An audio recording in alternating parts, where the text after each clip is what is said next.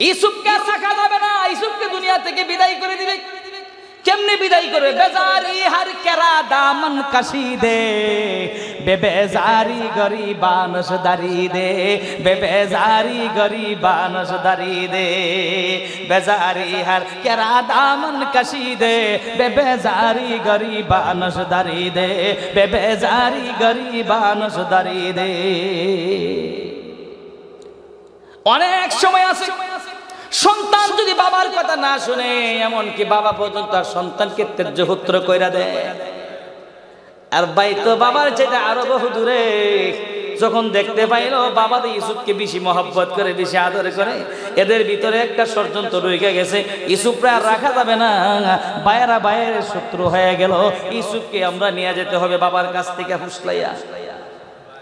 ষড়যন্ত্র করলো, বাইরে গিয়া কয় 11 ভাই মিলে ষড়যন্ত্র করলো, ইউসুফকে যে কোনো মুহূর্তে, আমরা যেহেতু খেলাধুলা করি, ইউসুফকে কি করবো, আমরা বাবার কাছ থেকে বইলাস করে নিয়ে যাবো। কেবল আব্বা, আমরা তো প্রতিদিন খেলাধুলা করতে যাই, আপনি তো ইউসুফকে আমাদের সাথে দেন না। আব্বা গো, আপনি একটু ইউসুফকে আমাদের সাথে দেন না, আমরা একটু কি করবো, ইউসুফকে নিয়ে খেলাধুলা করতাম। কিন্তু ইয়াকুব আলাইহিস সালাম তো নবী, পয়গম্বর, উনি জানে, উনি বুঝে যে স্বপ্ন আমার ছেলে দেখেছে, এই স্বপ্ন যদি আমার ছেলেরা জানতো তাহলে তো আমার ছেলেকে মেরে ফেলতো। তুমি কি করলেন? ইউসুফ আলাইহিস সালামকে দিতে চায় না। তখন ভাইয়েরা বলল, আব্বু আপনি দেন আমাদের সাথে, আমরা তাকে দেখাশোনা করবো। বললো না, তোমরা খেলাধুলা করবে, আর আমার ছেলেকে আমি যদি কোরআন আয়াত পড়ে পড়ে তাফসীর করি অনেক লম্বা সময় লাগবে, এই জন্য বাংলাতে শর্ট করে বলে যেতেছি, যেহেতু বিষয় দিয়েছেন আমার ভাইয়েরা। ইউসুফ আলাইহিস সালামের ব্যাপারে বললো যে না, আমরা খেলাধুলা করতে যাব, কিন্তু ইউসুফকে আমরা দেখাশোনা। আর ইয়াকুব আলাইহিস সালাম বললেন, তোমরা যখন খেলাধুলা করবা, আমার ইউসুফ একা একা থাকবো, এই সুযোগে তাকে কোনো বাঘ, সিংহ, হিংস্র প্রাণী তাকে ধরে নিয়ে যেতে পারে না, না না, আমরা তাকে দেখাশোনা করবো। আসলে তো হিংস্র প্রাণী নিবে না, এরাই হিংস্র হয়ে যাবে, যেটা এখন ঠিক কিনা, বাইরেই হিংস্র প্রাণী হয়েছিল। ইয়াকুব আলাইহিস সালামকে যখন বারবার বলে, এক পর্যায়ে ইউসুফ আলাইহিস সালাম আব্বা ইয়াকুব আলাইহিস সালাম রাজি হয়ে গেল, ভাইদের সাথে দেয়া দিল, ইউসুফ আলাইহিস সালামকে নিয়ে গেলেন। ষড়যন্ত্র আগেই করে যে ইউসুফ আলাইহিস সালামকে মেরে ফেলবে। যে জায়গার মধ্যে গেলেন, শট করে বলছি, ওই জায়গার মধ্যে একটা কুয়া ছিল। ইউসুফ আলাইহিস সালাম ছোট মানুষ, ইউসুফ আলাইহিস সালামকে কুয়ার মধ্যে ফেলে দিলেন। কুয়ার মধ্যে ফেলে দিয়ে তার যে জামাগুলো আছে, জামাগুলোর মধ্যে রক্ত মাখাইয়া বাবার কাছে নিয়ে আইছে অন্য ভাইয়েরা 11 জন। বাবাকে কে বোঝাইবে, আব্বা আমরা যখন খেলাধুলার মধ্যে ছিলাম তখন ইউসুফ এক জায়গায় বসা ছিল, ওই অবস্থায় ইউসুফকে হিংস্র পানি নিয়ে গেছে। এই যে দেখেন বাগে তাকে কে বলছে, এই যে তার কাপড়ের মধ্যে, তার জামা কাপড়ের মধ্যে রক্ত মরা আছে। এই ষড়যন্ত্র করে নিয়ে গেলেন। ইউসুফ আলাইহিস সালামকে তো পাঠাইনি, আল্লাহ নবী বানাবেন, আল্লাহর পয়গম্বরকে তো আল্লাহই হেফাজত করবে, যে রেখন ঠিক কিনা। তাফসীরের মধ্যে এসেছে, ইউসুফ আলাইহিস সালামকে যখন ফেলে দিলেন, কুয়ার মধ্যে যখন ফেলে দিলেন, আল্লাহ রাব্বুল আলামিন সঙ্গে সঙ্গে একজন ফেরেশতা সেখানে পাঠায়া দিলেন, যে রেখন সুবহানাল্লাহ। একজন ফেরেশতা সেখানে পাঠিয়ে দিলেন, সেই ফেরেশতাকে ইউসুফ আলাইহিস সালামকে হেফাজত করলেন। আর ফেরেশতারা জান্নাত থেকে আইসা ইউসুফ আলাইহিস সালামকে রুটি খাওয়ায়, জোরে কন্যা সুবহানাল্লাহ। ইতিহাস আপনারা শুনেছেন, আমি শর্ট করে বলছি। ইউসুফ আলাইহিস সালামকে আল্লাহ তাআলা কুয়ার ভিতরে তাকে খাওয়ায় রাখছে। আর এই দিকটা বাইরা ইয়াকুব আলাইহিস সালামের কাছে চলে গেলেন, তার জামা কাপড় নিয়ে যখন চলে গেলেন, বললো এই যে দেখেন ইউসুফকে হিংস্র পানি খেয়ে ফেললো, বিশ্বাস করে না। ওই অবস্থায় ইউসুফ আলাইহিস সালামের প্রতি আন্তরিকতা বেশি ছিল, ভালোবাসা বেশি ছিল, কারণ উনি জানতেন আমার স্থলাভিষিক্ত আমার এই ছেলেই আগামী দিনের নবী হবে। যে রেখন না সুবহানাল্লাহ। ইয়াকুব আলাইহিস সালাম বিশ্বাস করেন।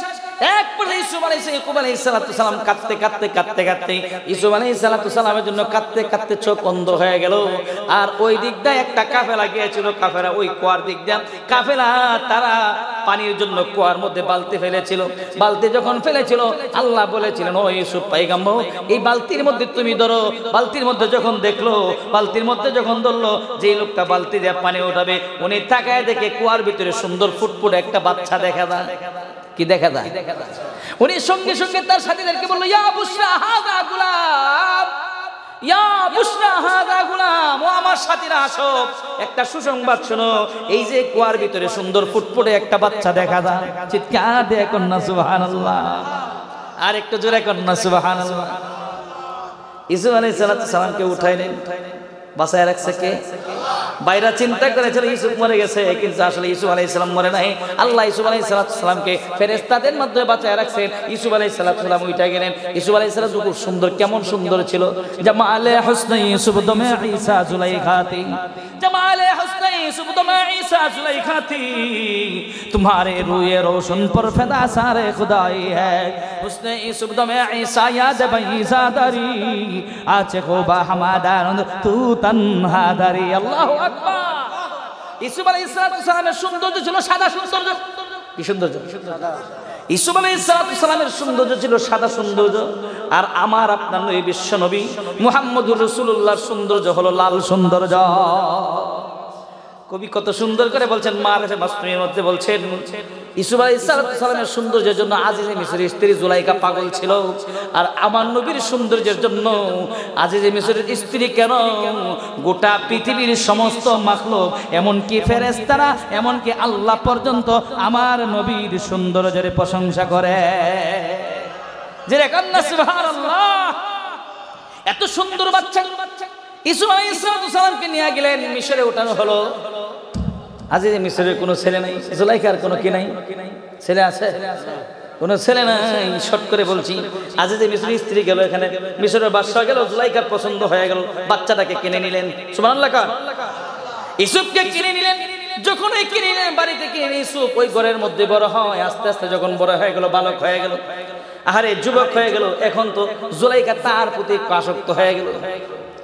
এই জায়গাটার মধ্যে জুলাইখা কি হলো? ইউসুফ পয়গম্বরের প্রতি আসক্ত হয়ে গেল। এখন ইউসুফ পয়গম্বরকে জুলাইখা কুপ্রস্তাব দেয়। হেফাজতের মালিক কে? আরেকটু জেনে বলেন কে? হেফাজতের মালিক হলো আল্লাহ। কুপ্রস্তাব দেয়, কিন্তু ইউসুফ আলাইহিস সালাম সাহায্য চায় কার কাছে? আর একটু জোরে বলেন, কার কাছে সাহায্য চায়? ইউসুফ আলাইহিস সালাম সাহায্য চায় আল্লাহর কাছে। এই অবস্থায় জুলাইখা সবগুলা দরজা বন্ধ করে দিল, সবটি তালা লাগায় দিল। ইউসুফ আলাইহিস সালামের সাথে কুপ্রস্তাব করলো এবং তার সাথে কুকর্মে লিপ্ত হবে, এমন একটা অবস্থা তার তৈরি হয়ে গেল।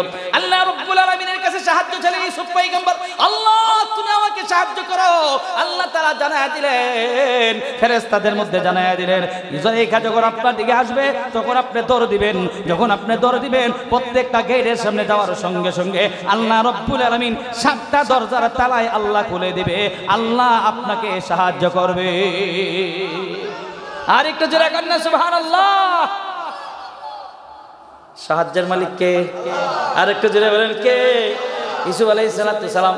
জুলাইখা যখন তার প্রতি আসক্ত হয়ে গেল, তাকে ধরার জন্য তার প্রতি আসক্ত হয়ে গেল, ইউসুফ আলাইহিস সালাম দৌড় দিলেন। একেবারে 7টা দরজা শেষ হয়ে গেল, একেবারে 7ম দরজার সামনে যখন চলে গেল, এই অবস্থায় জুলাইখার স্বামী আজিজে মিসর আয়েশা উপস্থিত। কে উপস্থিত? মিশরের বাদশা এসে উপস্থিত, জুলাইখাও পিছনে, ইউসুফ আলাইহিস সালামের সামনে। মেয়েদের মন কিভাবে রঙগুলা ফাটলায় দেখেন। সঙ্গে সঙ্গে জুলাইখা ডাক দেয়া বলে, ও বাদশা, আমার স্বামী, এই ছেলেকে তুমি আমার কাছে দেয়া গেছো, ছেলে তো ভালো না, এই ছেলে তো তোমার স্ত্রীর সাথে কুকর্মে লিপ্ত হইতে চেয়েছিল। জোরে কন্যা নাউজুবিল্লাহ। আর একটু জোরে কন্যা নাউজুবিল্লাহ। আমার ভাইরা ভালো করে বুঝবেন, এমন সময় মিশরের বাদশা বলেছিলেন, জুলাইখা তুমি সত্য নাকি ইউসুফ সত্য, এটা একটা পরীক্ষা হয়ে যাবে। পরীক্ষাটা কি? যদি ইউসুফের পিছন দিকটা সিরা থাকে তাহলে বুঝে নিব তুমি দোষী, আর যদি ইউসুফের সামনের দিকটা সিরা থাকে তাহলে বুঝে নিব ইউসুফ দোষী। সুবহানাল্লাহ কইতেন না? আর একটু জোরে কন্যা সুবহানাল্লাহ। 3টা বাচ্চার জবান, ছোট দুধের বাচ্চা, 3টা বাচ্চা দুধের বাচ্চার জবান আল্লাহ খুলে দিয়েছিলেন।